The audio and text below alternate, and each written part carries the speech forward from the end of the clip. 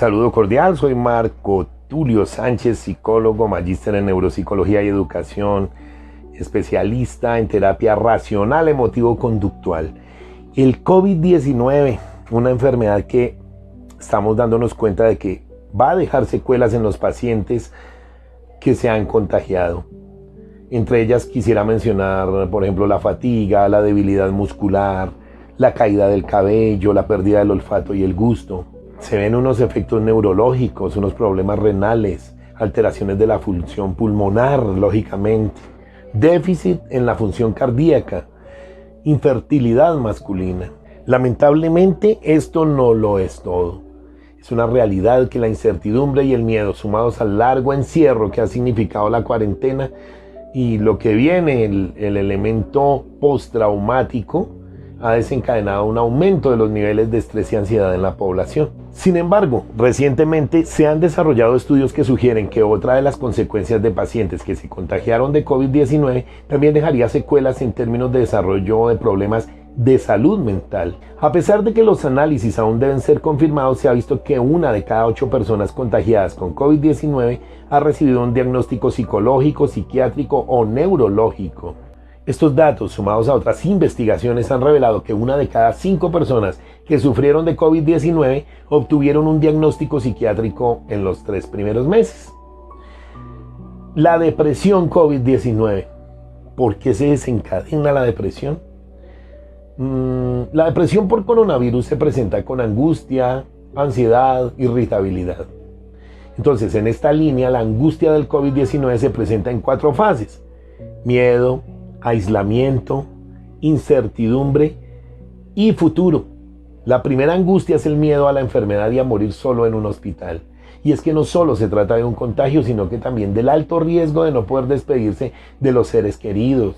Asimismo, la segunda fase de angustia de la depresión hace alusión al aislamiento, producto del confinamiento que parece nunca acabar, lo que nos llevará a una tercera angustia, que es la incertidumbre, especialmente por el tema económico.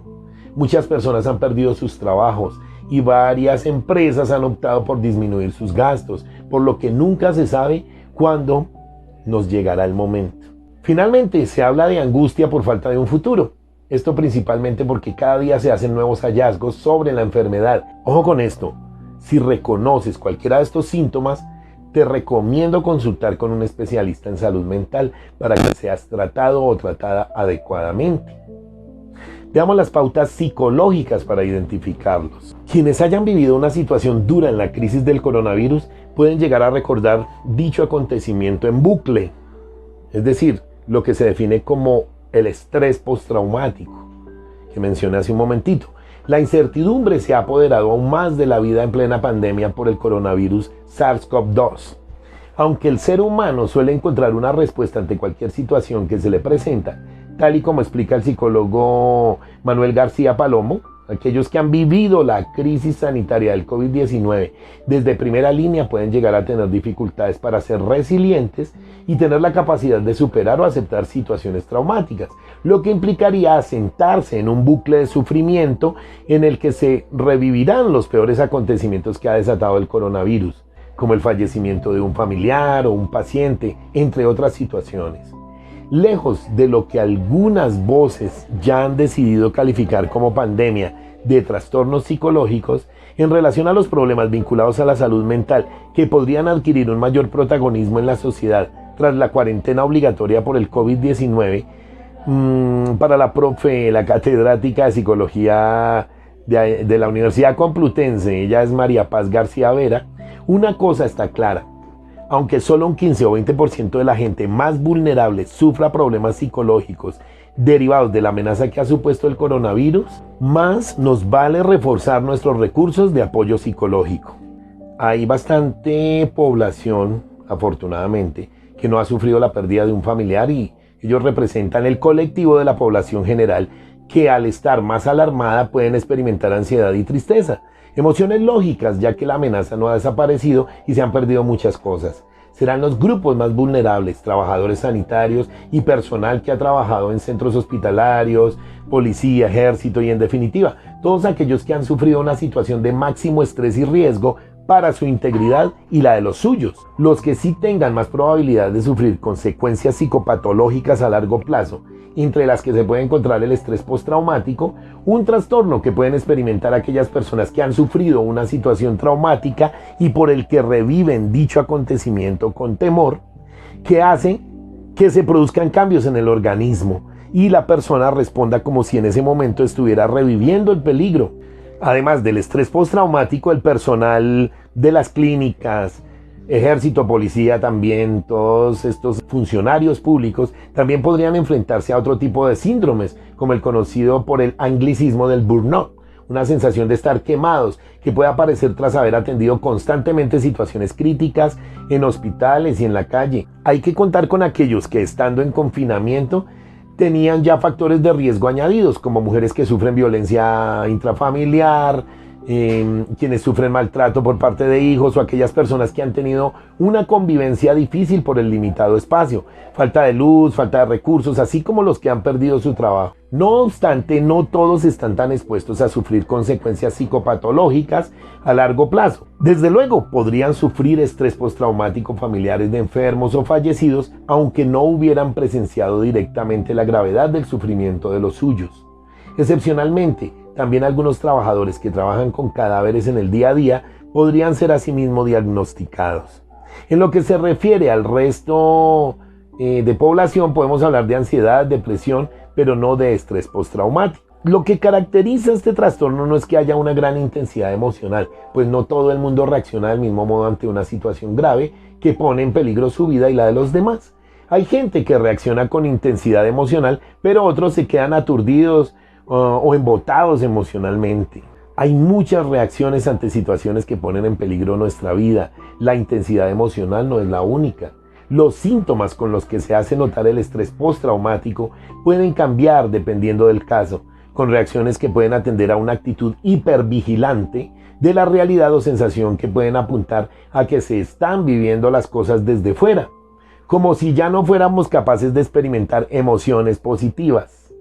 Entre los síntomas más comunes, aquí podríamos experimentar irritabilidad, o sea, los ataques de ira repentinos que antes no estaban presentes, respuestas exageradas de sobresalto y reacciones emocionales exageradas cuando aparecen situaciones relacionadas con el acontecimiento traumático, ideas negativas, recurrentes, claro, sobre el mundo, la sociedad, sobre uno mismo, el insomnio o dificultad para dormir, recuerdos intrusivos de lo ocurrido, como pesadillas o flashbacks. Por otro lado, rechazo a tener contacto con amigos o familia al recordar lo sucedido, con el consiguiente aislamiento o pérdida de los recursos de apoyo social. Manifestaciones físicas, como los dolores de cabeza, las náuseas, el dolor en el pecho. En el caso de los menores de edad, las pesadillas sobre el acontecimiento con la figura de monstruos de por medio recrean el accidente con juegos repetitivos, la sensación de un futuro desolador que puede llegar a traducirse en creencias de que su vida no durará para llegar a adulto, o en el pensamiento de poseer una especial capacidad para pronosticar futuros acontecimientos desagradables. ¿Qué pasa entonces con el tema de la ansiedad? De forma generalizada, el estrés o la ansiedad, esas maletitas o esas chuspitas, pueden ser emociones aún más comunes en la sociedad post-COVID. Se van a dar más casos de ansiedad que miedo en sí, ya que no nos estamos enfrentando a una guerra en la que nos puedan atacar de forma directa, y es más un problema de ansiedad fruto de la anticipación de lo que nos puede pasar o seguramente no nos puede pasar. He ahí el dilema. Calvo Rodríguez nos menciona que en plena desescalada y teniendo en cuenta el hecho de que en algún momento se producirá la vuelta al trabajo de forma presencial, lo que para algunos puede ser visto como un espacio inseguro, el control percibido es un factor de regulación en el que consideramos que hay una parte que sí depende de nosotros, que es lo que se llama locus de control interno, mientras que hay otra parte que depende de circunstancias externas que nosotros no podemos cambiar, advierte el psicólogo, a la par que insta a fomentar un mayor locus de control interno para evitar sensaciones negativas en esta epidemia. Necesitamos que haya un equilibrio entre lo que es nuestra capacidad de control interno y las circunstancias externas, porque así entremos en otro concepto que es lo que se llama la flexibilización psicológica, tenemos que ser flexibles a la hora de adoptar estrategias que sean adecuadas al momento actual y no partir de la base de la normalidad que había antes del virus.